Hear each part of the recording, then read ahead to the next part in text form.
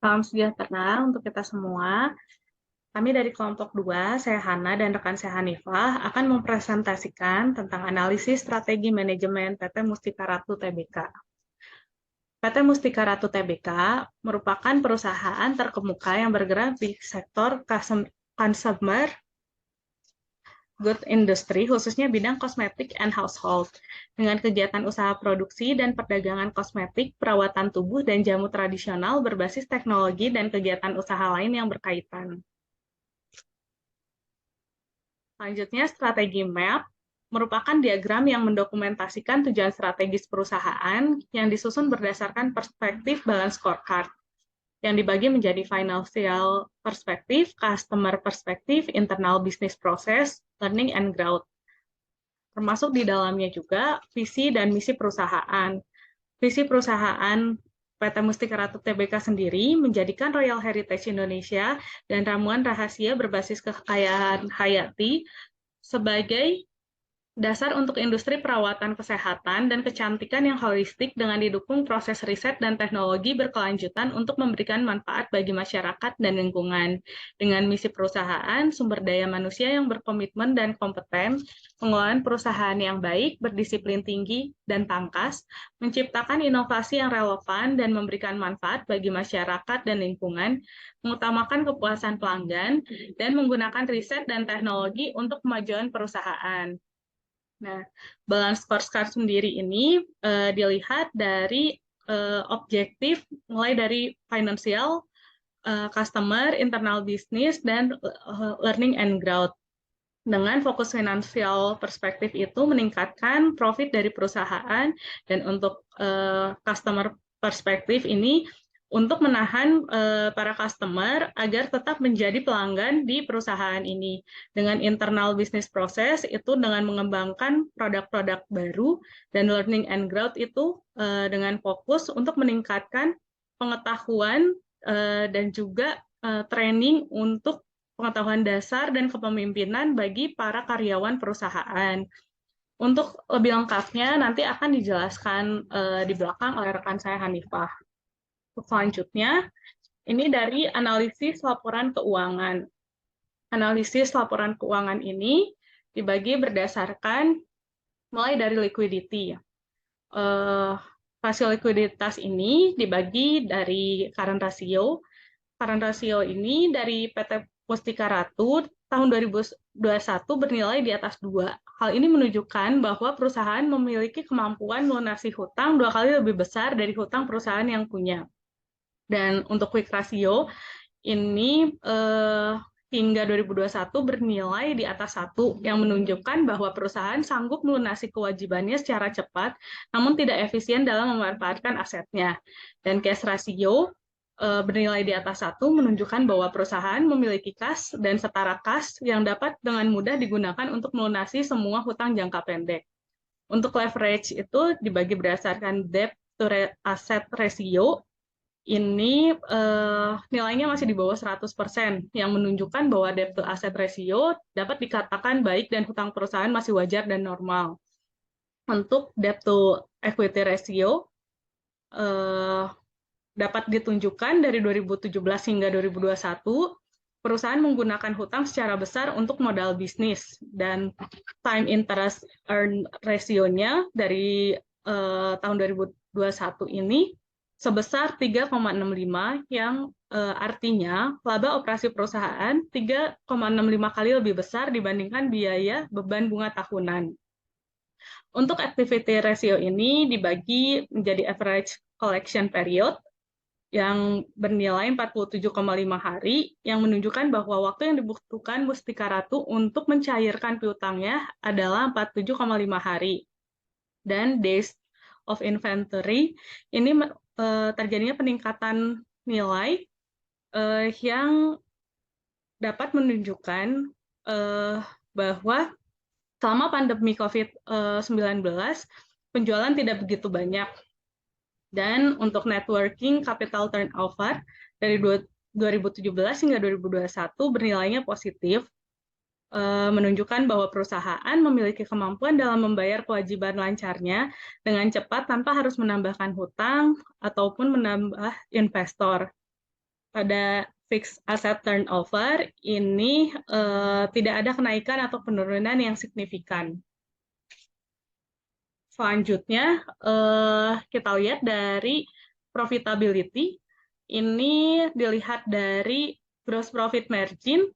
Pada tahun 2021, rasio GPM-nya sebesar 60,2%. Artinya total penjualan di 2021 sebanyak 60,2% itu diantaranya berhasil dikonversikan menjadi laba kotor. ROI bernilai negatif pada 2017, 2018, dan 2020, menunjukkan bahwa tidak ada return dari investasi atau penjualan tidak bisa menutup biaya investasi tahun tersebut. Sedangkan untuk return on equity-nya pada tahun 2017, 18, dan 2020 bernilai negatif, menunjukkan bahwa perusahaan tidak mencetak laba yang besar. Untuk valuation-nya, PE ratio dari 2019 dengan nilai PER tinggi sebesar 499, tetapi tahun berikutnya menurun, sehingga saham bisa dikatakan mahal pada periode waktu mendatang dan perusahaan tidak mampu meraih laba bersih yang lebih tinggi. Dan untuk price to book ratio, ini dari 2017 hingga 2021, nilainya kurang dari 1, yang berarti harga saham Mustika Ratu cenderung murah.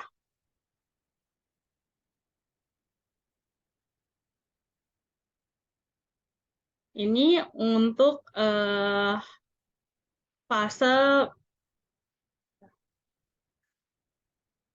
selanjutnya saya akan menjelaskan tentang EVAS dan IVAS. Ini dari faktor eksternalnya dulu, ada opportunity dan juga threat. Untuk opportunity-nya, PT Mustika Ratu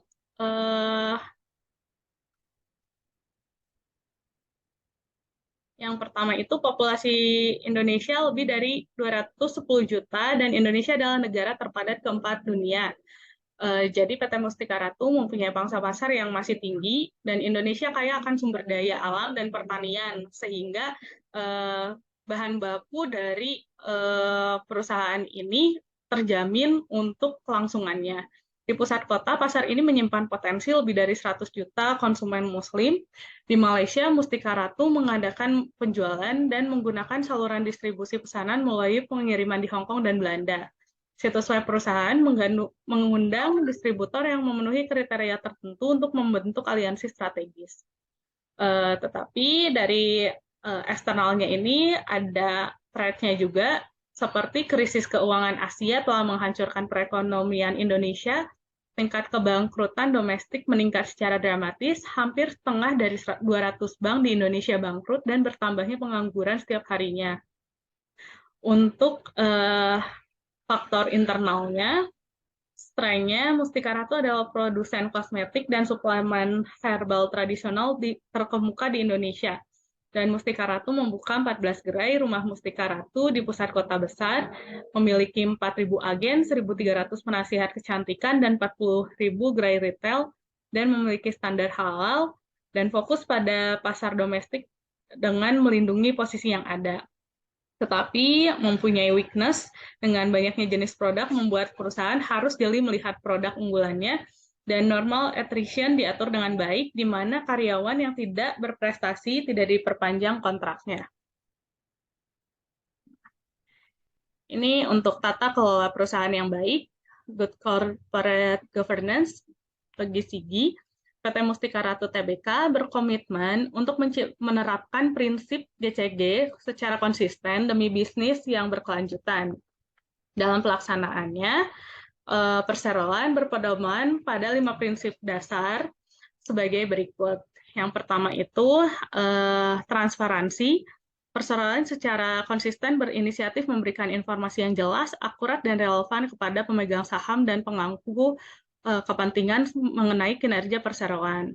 Dan yang berikutnya adalah akuntabilitas. Perseroan bertanggung jawab atas segala keputusan dan tindakan yang diambil dan memastikan pengelolaannya berjalan dengan baik, adil, dan terukur sesuai dengan kepentingan perseroan. Dan juga bertanggung jawab mematuhi peraturan perundang-undangan yang berlaku dan bertindak secara bertanggung jawab terkait seluruh kegiatan operasional. Selanjutnya, dengan poin keadilan, perseroan memastikan perlakuan yang sama dan adil setara dalam memenuhi hak pemangku kepentingan sesuai dengan peraturan perundang-undangan yang berlaku. Dan kemandirian dikelola secara profesional tanpa adanya benturan kepentingan dan tanpa tekanan atau intervensi dari pihak manapun. Selain itu, PT Mustika Ratu Tbk juga mempunyai kebijakan tanggung jawab sosial perusahaan atau CSR. Beberapa kegiatannya antara lain ini dengan environmental sustainability, PT Mustika Ratu dengan Yayasan Putri Indonesia mengelola sampah plastik menjadi barang bermanfaat untuk kebutuhan rumah tangga dan juga memberikan bantuan perlengkapan sekolah dan alat tulis kepada anak-anak korban tsunami di Banten, dan melihat dari lingkungan, dari sumber kehidupan biota laut, PT Mustika Ratu juga bekerja sama untuk menanam terumbu karang dan berbagai kegiatan lainnya. Untuk fase 2, perencanaan strategi, ini mulai dari pemetaan strategi, PT Mustika Ratu semakin gencar mengembangkan bisnisnya baik di dalam negeri maupun mancanegara. Dengan strategi korporasi memaksimalkan peluang di 2 segmen, yaitu beauty and personal care and healthcare dan jamu. Dengan strategi bisnis unitnya dapat diklasifikasikan menjadi 4 kategori. Ini dilihat dari BCG matriksnya ini. Yang pertama di bagian cash cow ini ada produk jamu yang merupakan unit bisnis menghasilkan pendapatan lebih banyak dibandingkan biaya yang dikeluarkan oleh perusahaannya. Di bagian star ini ada PT Mustika Ratu sendiri. Ini unit bisnis yang memiliki pangsa pasar dominan dan pertumbuhan yang cepat serta menghasilkan uang yang besar. Di bagian dog ini ada Bax dan Anargia Mustika Ratu. Ini unit bisnis yang memiliki pangsa pasar rendah dan mengalami tingkat pertumbuhan yang rendah. Dan di bagian yang masih question mark atau kita lihat ada Family Health Spa and Wellness dari Mustika Ratu dan juga Putri, itu kosmetik untuk remaja dari Mustika Ratu yang bisnis unitnya memiliki prospek pertumbuhan yang tinggi tapi pangsa pasarnya masih sangat rendah. Untuk kompetitif strategi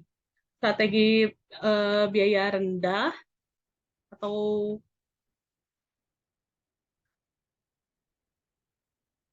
cost leadership melalui brand Putri yang memproduksi parfum dengan harga terjangkau.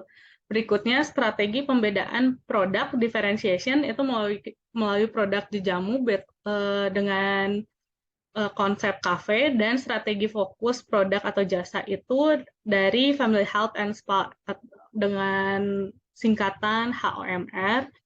Strategi fungsionalnya ini dibagi menjadi marketing strategi, menciptakan produk baru, dengan permainan strategi harga juga, di finance-nya juga memastikan anggaran dibelanjakan dengan cara yang benar dan dipertanggungjawabkan, dengan operational strateginya, pemanfaatan sumber daya optimal, dengan kualitas yang terstandarisasi. Dengan human resource strategi, ada perekrutan karyawan, pertumbuhan karir, peningkatan keterampilan berupa pelatihan dan pengembangan yang dilakukan in-house ataupun outhouse training. Dengan other fungsional strategi, ini strategi penelitian dan pengembangan, melakukan inovasi sehingga bisa mengikuti perkembangan zaman. Selanjutnya akan dilanjutkan oleh Hanifah. Selanjutnya, saya akan menjelaskan mengenai GE Matrix. GE Matrix ini adalah tentang bagaimana perusahaan memprioritaskan investasinya di antara unit-unit bisnis. GE Matrix terdiri dari 2 sumbu. Ada sumbu X, berupa competitive strength of business unit, dan sumbu Y, industry attractiveness. Strategi GE Matrix ini mengarah ke 3 opsi, yaitu opsi grow, selective, dan harvest. Di sini, untuk grow, unit bisnis yang masuk dalam kategori ini berada dalam posisi untuk menghasilkan pengembalian yang besar di masa depan. Pada Mustika Ratu, strategi investasi grow diterapkan pada produk kosmetik Mustika Ratu dengan strategi protect position. Lalu pada produk Mustika Ratu Spa dengan strategi build selectively, dan pada produk di jamu dengan strategi invest to build. Lalu selanjutnya untuk opsi selektif, unit bisnis ini berada dalam posisi apakah bisnis akan tumbuh atau beralih di industri yang lebih menarik. Nah, pada Mustika Ratu, produk Mustika Putri ini strategi yang digunakannya adalah protect position dan refocus. Untuk produk Ratu Mas, strategi yang digunakannya adalah selectivity atau manage for earning, dan pada Yayasan Putri Indonesia dengan strategi build selectively. Selanjutnya untuk opsi harvest, unit dalam kategori ini mungkin berkinerja buruk dan berada di industri yang kurang menarik. Investasi dalam kategori ini dilakukan jika bisnis dapat menghasilkan lebih banyak daripada yang diinvestasikan. Jika tidak, maka harus dilikuidasi. Pada Mustika Ratu, strategi investasi harvest bisa diterapkan pada produk Taman Sari Royal Heritage Spa dengan strategi manage for earning. Sedangkan untuk produk Lembaga Pendidikan dan Pelatihan Muriati Sudibyo atau LPPMS dengan strategi expand or harvest, dan pada produk Anargia atau produk body care dengan strategi divestasi. Selanjutnya, saya akan menjelaskan mengenai TAUS Matrix. TAUS Matrix ini berisi kekuatan dan kelemahan internal yang dibandingkan dengan peluang dan ancaman eksternal. Ada 4 kombinasi dari TAUS Matrix, yaitu Strength Opportunity atau SO, Strength Threat atau ST, Weakness Opportunity WO, dan Weakness Threat PT. Untuk PT Mustika Ratu, strategi Strength Opportunity-nya adalah menggunakan bahan baku lokal berkualitas dengan proses produksi berdasarkan halal sertifikasi dan good manufacturing process atau GMP. Lalu untuk strategi strength trade, strategi ini bisnis harus menilai setiap kekuatan berdasarkan kemampuan untuk menghindari ancaman. Sehingga strategi yang digunakan oleh Mustika Ratu adalah bekerja sama dengan petani lokal dan menyederhanakan rantai suplai bahan baku untuk memperoleh bahan baku yang fresh dan tetap terjangkau. Lalu untuk strategi weakness opportunity, di sini perusahaan harus menentukan bagaimana kelemahannya dapat diimbangi dengan peluang eksternal. Untuk PT Mustika Ratu, strategi yang digunakannya adalah fokus dalam mempromosikan produk sesuai dengan pangsa pasar dari masing-masing produk. Untuk strategi weakness trade, bisnis menilai kelemahan dan ancaman dan menentukan apakah hal itu dapat dihindari. Pada Mustika Ratu, strategi yang digunakan ini adalah bekerja sama dengan berbagai instansi dan kegiatan beauty contest, sehingga Mustika Ratu lebih dikenal oleh masyarakat luas dan mancanegara. Untuk strategi alternatifnya, terdapat 3 strategi. Yang pertama, pertumbuhan melalui diversifikasi produk atau jasa. Lalu yang kedua ada pause strategi, dan ketiga ada retrenchment strategi. Untuk poin pertama, pertumbuhan melalui diversifikasi produk atau jasa. Di sini mempertahankan bisnis dan mengembangkan produk baru, salah satunya dengan produk di jamu yang berkonsep kafe. Untuk yang kedua, pause strategi, perusahaan sebelum bergerak maju menggunakan strategi yang lebih matang dan besar pada waktu yang lebih tepat. Tapi jika dilihat di annual report, Mustika Ratu tidak menggunakan strategi ini. Untuk yang ketiga, retrenchment strategi, perusahaan memilih strategi penghematan ketika berusaha mengurangi beberapa produk atau kegiatan yang memiliki pengeluaran lebih banyak. Misalnya ketika pandemi COVID, bekerja sama dengan hotel dan menggelar wisata sehat dengan mengkonsumsi jamu yang disediakan oleh pihak hotel yang bekerja sama dengan PT Mustika Ratu. Lalu selanjutnya, mengenai strategi integration to financial aspect. Strategi ini digunakan untuk mengidentifikasi dan menerapkan strategi yang akan memaksimalkan nilai pasar di perusahaan. Bisa dilihat di tabel tersebut. Untuk indikator realisasi tahun 2022, mulai dari liquidity ratio, leverage ratio, activity ratio, profitability ratio, dan market ratio, masing-masing memiliki forecast dan target di tahun berikutnya atau di tahun 2023 dengan strategi planningnya masing-masing. Untuk current ratio, memiliki strategi planning, strength opportunity, dan strength trade. Untuk quick ratio, mempunyai strategi strength opportunity dan strength trade. Dan untuk cash ratio, menggunakan strategi strength trade. Untuk leverage ratio, di sini ada 3 rasio. Debt to asset ratio menggunakan strategi planning, strength opportunity, dan weakness trade. Untuk debt to equity ratio dan time interest earn menggunakan strategi planning, weakness trade.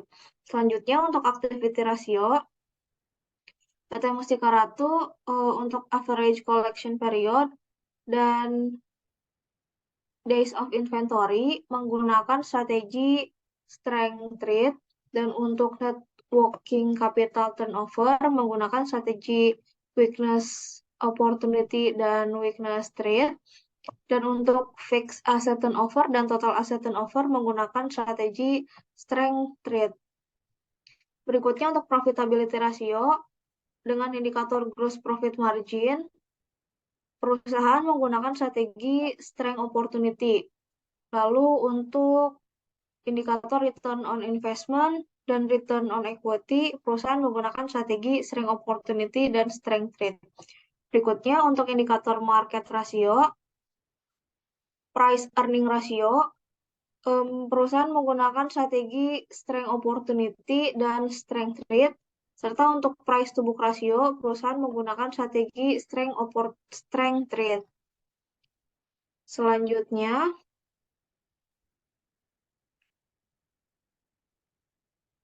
untuk fase 3 atau implementasi strategi, program-program yang perlu diimplementasikan, perusahaan menjalin kerjasama berkolaborasi dengan industri telekomunikasi, salah satunya adalah Halodoc dan Xiaomi. Kerjasama tersebut memberi dampak positif, salah satunya perluasan pasar yang sebelumnya belum tersentuh oleh segmen pasar Mustika Ratu. Lalu untuk people, pengimplementasian program-program perseroan erat kaitannya dengan sumber daya manusia yang bertanggung jawab untuk setiap rangkaian kegiatannya, seperti tim pemasaran, tim inovasi, research and development, dan pihak eksternal lainnya. Untuk budget sendiri, perusahaan memperkuat penjualan melalui jaringan e-commerce dan omnichannel sehingga memacu penjualan jalur pemasaran baru. Dari sini juga perusahaan meningkatkan penetrasi digital menjadi 680% dibandingkan tahun sebelumnya. Untuk prosedur, perusahaan juga telah memperoleh beberapa sertifikasi seperti sertifikasi ISO, lalu cara pembuatan obat tradisional yang baik atau CPOTB, cara pembuatan kosmetik yang baik, sistem jaminan halal dari MUI, dan good manufacturing practice, serta cara pembuatan kosmetika yang baik sesuai dengan nilai budaya PT Mustika Ratu. Selanjutnya untuk evaluasi dan pengendalian strategi. Seperti yang sudah disebutkan sebelumnya oleh rekan saya, ini adalah balance scorecard Mustika Ratu dengan 4 perspektif dan indikator-indikatornya. Untuk lebih jelasnya akan dijelaskan di slide berikutnya.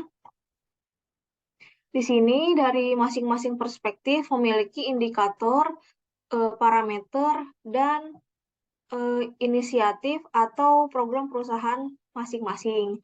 Untuk financial perspektif dengan tujuannya meningkatkan sales, parameternya adalah revenue from sales order, dengan program dari perusahaan adalah meningkatkan pelayanan dan sales yang proaktif. Lalu untuk decrease expense dengan parameternya adalah cost per manufaktur produk, program yang dijalankan oleh perusahaan adalah untuk mengurangi operating cost.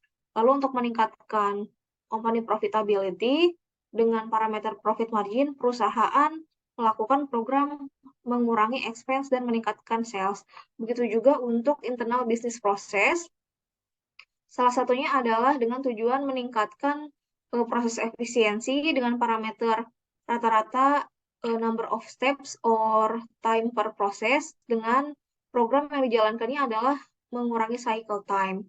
Lalu untuk indikator understanding customer segment dengan parameter customer review atau feedback dengan program yang dijalankan adalah post-sale service dan dalam develop new product, perusahaan menjalankan program managing product development. Lalu dari segi customer perspective, dengan indikator high quality product and service, perusahaan menjalankan program satisfaction survey dan analisa mengenai strategi kepuasan pelanggan. Lalu untuk objek retain customer, perusahaan juga menjalankan program yaitu mengukur komplain dan mengidentifikasi alasan kenapa customer itu pergi. Lalu untuk tujuan mendominasi pasar dengan parameternya persentase dari market share, perusahaan melakukan program memaintain atau mendevelop relationship dengan customer. Lalu untuk perspektif learning and growth dengan tujuan provide professional development, program yang dijalankan perusahaan adalah mengembangkan karyawan sehingga bisa meningkatkan performance. Lalu untuk tujuan meningkatkan employee retention, perusahaan menjalankan program attract dan retain best talent. Lalu untuk slide selanjutnya mengenai evaluasi dan pengendalian strategi dengan quantitative measurement. Di sini ada 4 indikator, yaitu ada marketing performance, HRM performance, operation management performance, dan financial management performance. Masing-masing performance ini memiliki KPI-nya masing-masing.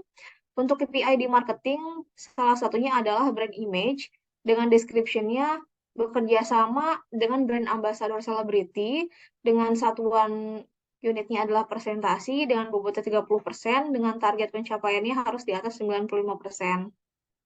Begitu juga untuk Human Resource Management Performance, dengan salah satu KPI-nya adalah training, dengan deskripsinya memberikan training kepada tim manager dan supervisor, dengan bobotnya 40% dan targetnya itu harus 100%.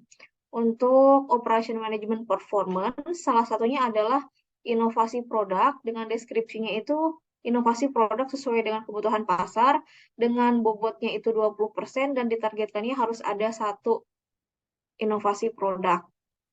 Lalu untuk Financial Management Performance, salah satu KPI-nya adalah penjualan, dengan deskripsi pertumbuhan penjualan, dengan bobot KPI-nya itu sebesar 40% dan diharapkan targetnya itu adalah 325 miliar dan ini diharapkan dapat tercapai oleh PT Mustika Ratu. Mungkin dari kelompok kami sekian yang bisa disampaikan. Dari Mbak Hana, ada yang ingin ditambahkan? Cukup, Hanifah. Baik, terima kasih banyak atas perhatian dan waktunya. Sekian dari kelompok 2. Terima kasih. Wassalamualaikum warahmatullahi wabarakatuh.